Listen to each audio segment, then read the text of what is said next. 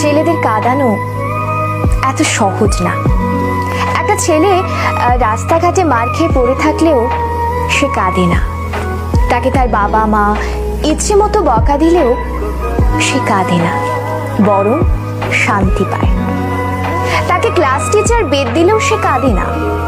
তাকে তার প্রিয়জন রাগ অভিমান করে যদি একটা থাপ্পড় দেয় তবুও সে কাঁদে না, বরং সেই থাপ্পড়ে সে ভালোবাসা খুঁজে নেয়।